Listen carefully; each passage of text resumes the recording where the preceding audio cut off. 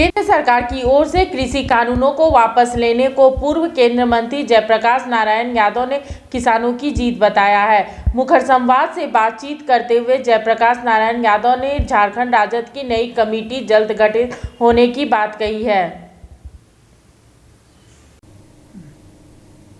संसद में कृषि कानूनों को वापस लेने की जो प्रस्ताव है वो आज पेश किया गया और उसके बाद से विपक्ष ये मांग कर रहा है कि एमएसपी को लेकर सरकार कोई फैसला करे और संसद लगातार बाधित है। ऐसे में पूर्व केंद्रीय मंत्री जयप्रकाश नारायण हमारे साथ हैं, उनसे ही जानते हैं। सर, ये कृषि कानूनों को लेकर आज मोदी सरकार ने जो कहा था उसको तामील करते हुए उन्होंने आज संसद में बिल वापस लेने का भी प्रस्ताव पेश किया।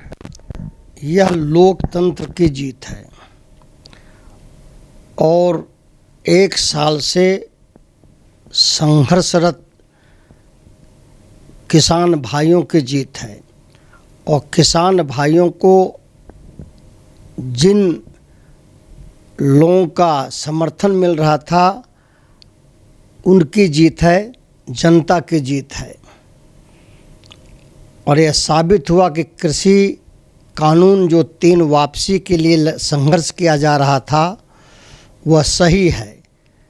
इसलिए ये लोकतंत्र और किसान भाइयों की जीत है। ये क्या माना जाए कि विपक्ष की दबाव की राजनीति थी, उसका प्रभाव दिखाई दिया, या चुनाव की राजनीति थी उसका प्रभाव दिखाई दिया? देखिए, न्याय का जीत हुआ है।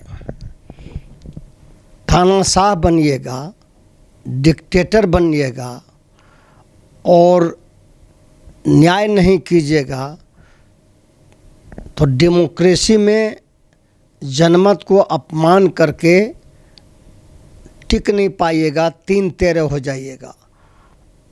और जैसे अभी जो हाल हुआ है केंद्र की सरकार की, छीछा लेदर और जो दुर्गति हुई है, आने वाले दिनों में इसका और दुर्गति होने वाला है।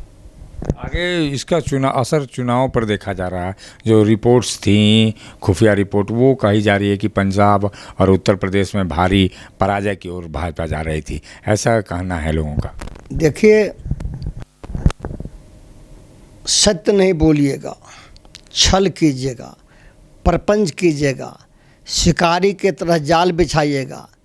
वही हालत है केंद्र की हुकूमत की, सरकार की, कि शिकारी आएगा, जाल बिछाएगा, दाना डालेगा और झूठ सच बोल करके लोभ से फंसाएगा। कोई फंसने वाला नहीं है, न बेरोजगार नौजवान फंसने वाला है, न किसान फंसने वाला है, न तो जो है आज महंगाई के मार से लोग का कमर टूट गया। आज जो डीजल का दाम, पेट्रोल का दाम, रसोई गैस का दाम, जिसका दाम देखिए, चारों तरफ अराजकता की स्थिति है, लॉनेस की स्थिति है। और हमेशा रोज़ जो है ऐसी ऐसी बातों के लिए अफवाह उड़ाया जाता है। हमारा सांप्रदायिक सद्भाव जो है उसको बिगाड़ा गया है।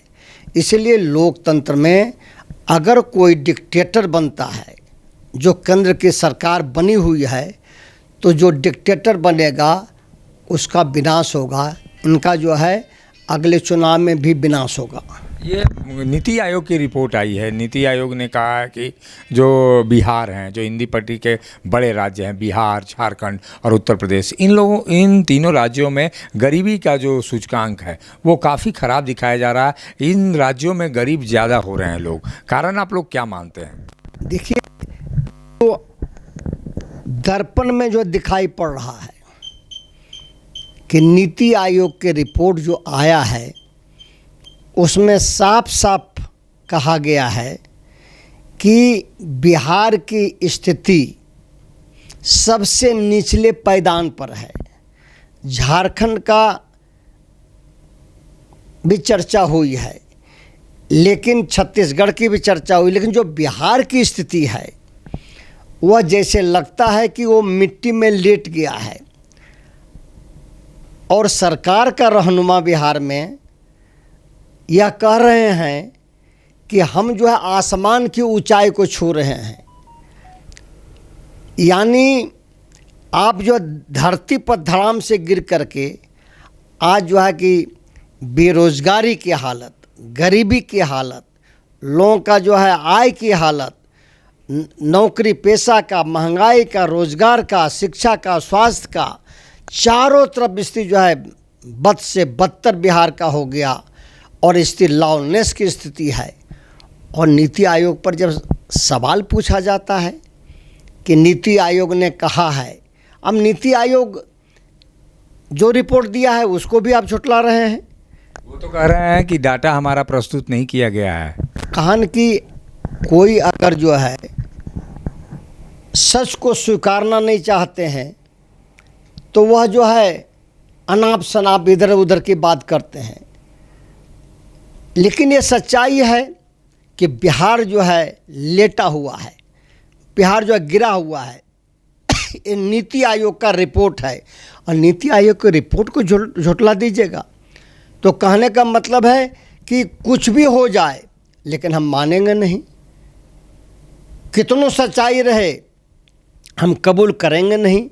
नहीं कबूल कीजिएगा कहाँ जाइएगा। विपक्ष के नेता माननीय तेजस्वी यादव जी ने कहा कि एक एक हरफ इनको जो है सदन में हम बताएंगे, कलम और कागज़ लेकर के बैठे हैं, एक एक पॉइंट पर बताएंगे कि नीति आयोग ने आपकी धज्जियां उड़ा दिया है बिहार सरकार की और आपका 3-13 कर दिया है।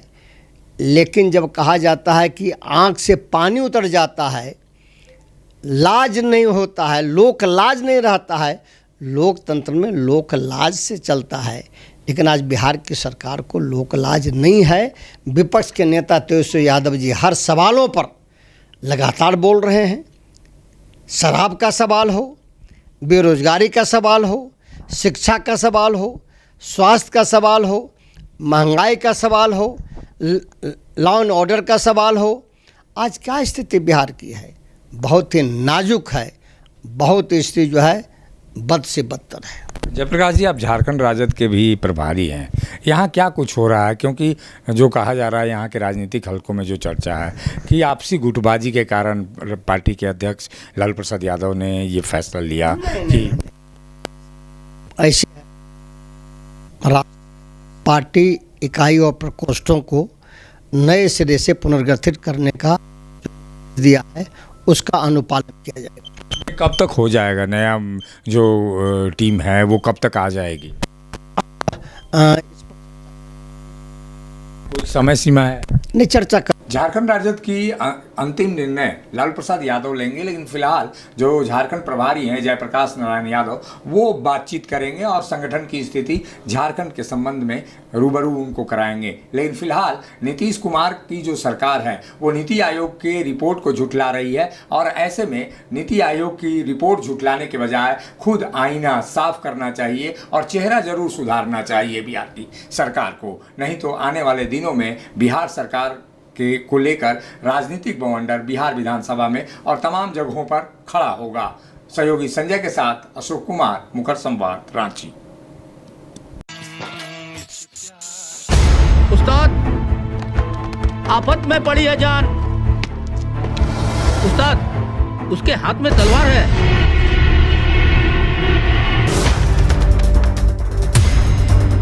तलवार का मुकाबला पाइप से।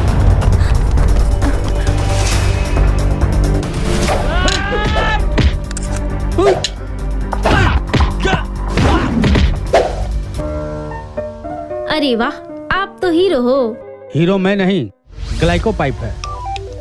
अरे बॉस का कॉल। हेलो, आज का हेडलाइन क्या है? आज का हेडलाइन तो ग्लाइको पाइप है सर। ग्लाइको पाइप, हम चुकाते हैं एक एक बूंद की कीमत। जब टूटती है आस, जब थकती है सांस, जब रूठते हैं अपने, मुंह मोड़ता है जमाना, जब अंगड़ाई लेता है संकल्प, फिर बनती है कहानी, बनते हैं अनमिट निशान। देखिए मेरे साथ मुखर संवाद